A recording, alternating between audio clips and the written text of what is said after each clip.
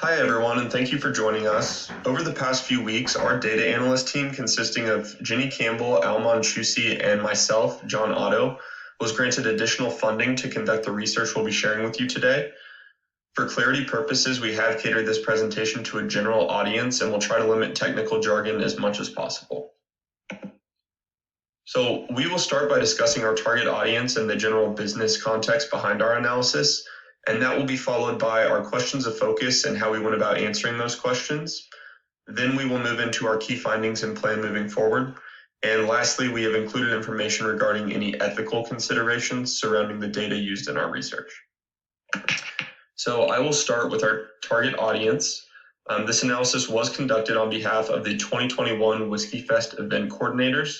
Their initial ask was that we find a way to use data to help them identify the best whiskeys to have at their event. Now, why is that important? Whisky Fest sales have been impacted by the ongoing pandemic, and their team received feedback last year that the selection of high-quality whiskeys at the event was lacking.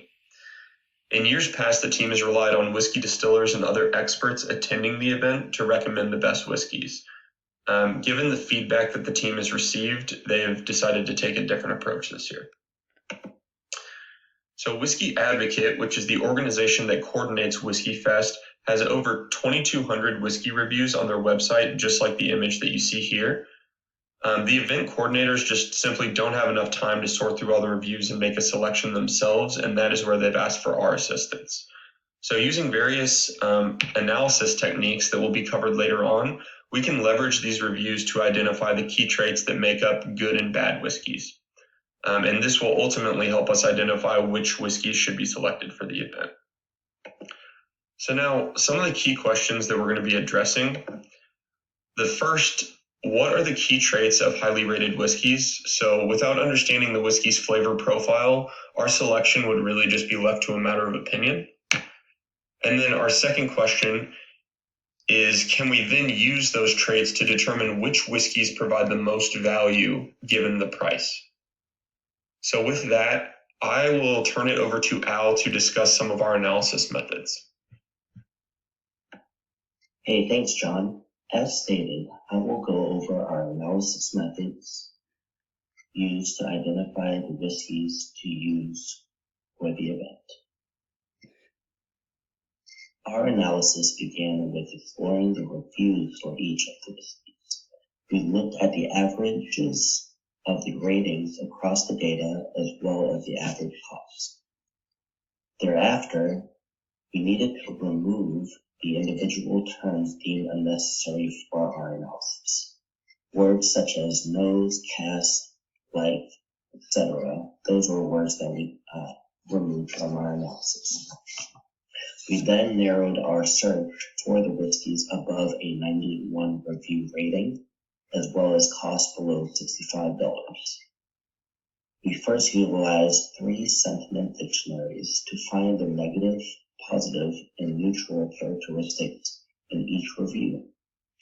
We included a visual of these characteristics in our slide.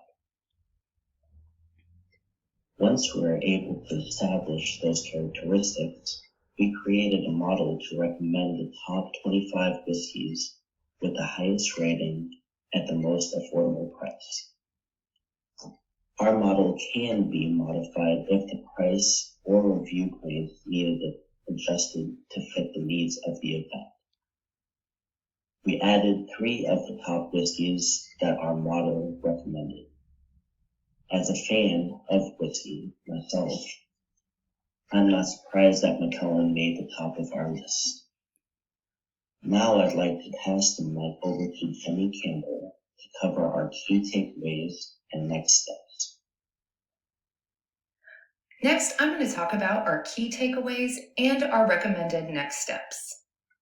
Through this analysis, we were able to isolate a list of top-rated whiskeys under $65 a bottle as recommendations to be included in next year's Whisky Fest. This list contains those whiskeys, their rating, and their price. The importance of this can be seen in the minimum and maximum cost of the whiskeys rated with a rating of 91 or above. Both of these whiskeys had a rating of 93, However, the lowest cost whiskey was $34 a bottle, and the highest cost was $157,000 a bottle. Furthermore, the average cost per bottle was $1,817. We really hope that this list can help the coordinators offer great whiskeys with a reduction in their overhead cost. Moving forward, we believe an important next step is to begin collecting attendee reviews of the whiskeys offered at the event in order to have a more robust selection process. Furthermore, with appropriate funding, we recommend a Whiskey Fest app be created.